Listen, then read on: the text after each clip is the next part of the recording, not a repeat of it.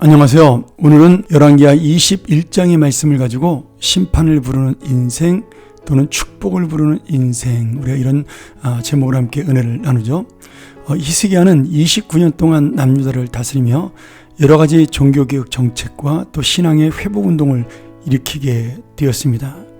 그러나 그가 결국 믿음으로 아수르에 대한 저항 정책을 펼치긴 했지만, 그래서 한동안 백성들의 지지를 받았긴 했으나 이 민족의 운동이 실패하고 아수르의 경제 봉쇄로 인해서 남유다의 경제 상황이 굉장히 어려워지게 됩니다.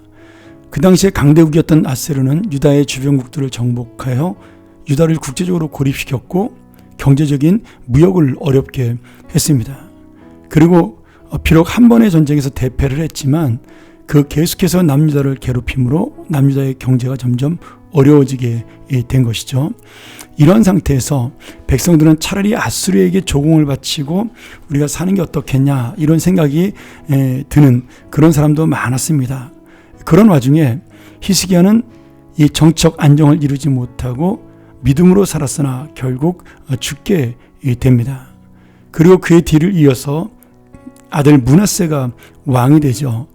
므낫세는 역대 남유다의 왕 중 가장 오랜 통치를 했던 55년간 통치를 했던 왕입니다. 그러나 성경에서는 그를 아하스 왕과 더불어 남유다의 가장 악한 왕이라고 평가를 하고 있고, 아마 가장 악한 왕을 꼽으라 그런다면 이 므낫세 왕이다, 이렇게 볼 수가 있습니다. 왜냐하면 나중에 요시야 왕의 선정과 신앙에도 불구하고 하나님께서 남유다를 멸망시키기로 결정한 것은 결국 이 므낫세의 악한 행실 때문에 하나님께서는 남유다를 멸망시킨 것을 돌이키지 않는다라고 설명할 정도입니다.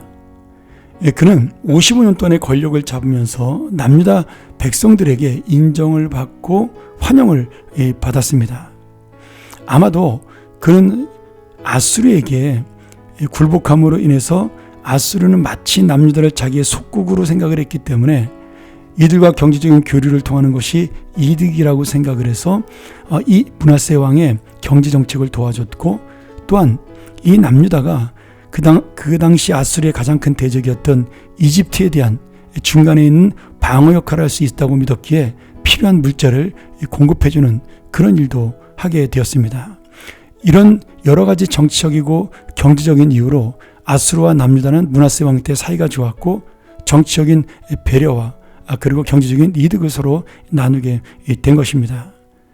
이런 이유로 므낫세의 재위 기간 동안에 남유다는 평화를 누렸고, 오히려 경제적으로 번영하고 인구도 증가해서 그 사는 거주 지역이 확장됐다는 사실을 역사적으로 볼 수가 있습니다.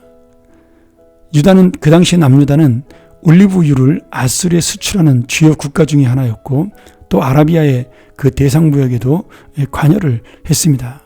그래서 비록 히스기야 시대보다 므낫세 시대에는 불신앙의 시대였지만 경제적으로는 안정과 풍요를 누렸고, 백성들에 대한 국가의 어떤 권위와 왕권도 강화가 된 그러한 시대였다고 볼 수가 있습니다.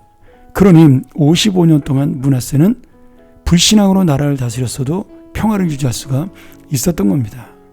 그럼에도 하나님께서는 이 므낫세를 유다 역사상 가장 악한 왕으로 묘사하고 있고, 아버지 히스기야가 29년 동안 이루어 놓은 그런 놀라운 신앙의 개혁을 다 한순간에 무너뜨린 그런 악인으로 묘사를 하고 있습니다.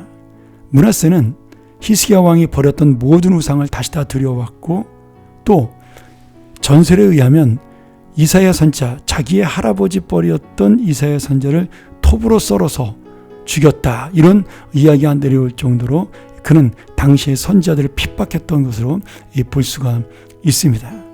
그래서 하나님께서는 결국 이 므낫세 때 남유다는 더 이상 가능성이 없구나, 그래서 남유다를 멸망시키기로 결정을 하게 됩니다. 역대하 33장 12절과 13절 말씀에 나오죠. 나중에 이 므낫세가 포로가 되어 하나님 앞에 회개하는 장면이 나옵니다. 그래서 하나님께서는 그의 죄를 용서하시고 다시 왕권을 회복할 수 있도록 은혜를 베푸시지만, 그러나 남유다를 멸망시키겠다라는 결정은 바꾸지 않으신 그런 모습을 볼 수가 있죠. 우리는 하나님께서 정말 기뻐하는 삶이 무엇인가, 그것을 이 말씀을 통해, 특별히 열왕기하 21장을 통해 깨달아야 합니다. 지금 경제적인 풍요와 군사적인 강함이 하나님의 마음을 만족시키거나 또 하나님 주신 이 복이 아니라는 겁니다. 그래서 우리가 진짜 복받는 인생은 하나님이 인정하는 인생이요, 심판받는 인생은 이 세상이 인정하는 인생이라 우리가 이렇게 볼 수가 있습니다. 하나님께서는 정말 이 므낫세를 여러 번 봐주고 참아주고 자비로운 마음으로 용서를 하십니다. 그럼에도 므낫세는 결국 하나님의 멸망의 도구로, 그리고 남유다가 이 므낫세 때문에 무너지는 그런 원인을 제공하게 되죠.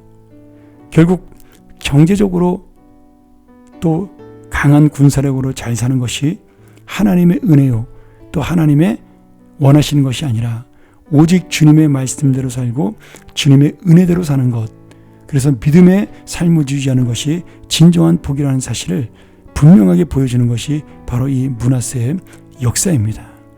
여러분, 55년 동안 왕노릇했다는 게 중요한 것이 아니라 얼마나 하나님을 잘 섬기고 믿음으로 살았느냐가 중요합니다. 우리 인생도 마찬가지죠. 내가 이 세상에서 얼마나 오랫동안 잘 살고 잘 먹고 잘 입고 남에게 대접받는 삶을 살았느냐, 그것이 중요한 것이 아니라 하나님이 나의 인생을 대접하고 인정하는 인생이냐, 그것이 중요한 믿음의 기준이라고, 또 칭찬의 기준이라고 믿습니다. 오늘 다시 한번 이 말씀을 통해서 오늘 이 악한 므낫세가 우리의 기준이 아니라 조금은 연약해 보고 힘들어 보였지만 그의 아버지 믿음의 히스기야가 우리의 기준임을 다시 한번 생각하면서 진정한 하나님의 인정을 받고 하나님이 함께하는 인생이 되기를 간절히 축원합니다. 기도하겠습니다. 하나님 아버지, 오늘 우리가 정말 심판을 부르는 인생으로 사는지 하나님의 복을 부르는 인생으로 사는지 히스기야와 므낫세를 바라보며 깨닫게 하여 주옵소서. 우리는 눈에 보이는 것, 좋은 것, 내가 원하는 것을 찾지만 하나님이 원하시는 것을 찾을 때 진정한 복이 있음을 깨닫게 하여 주옵소서. 오늘도 이러한 믿음을 가지고 살아가 우리가 주님의 인정받는 합당한 복받는 인생이 되게 하여 주옵소서. 예수님의 이름으로 간절히 기도합니다. 아멘.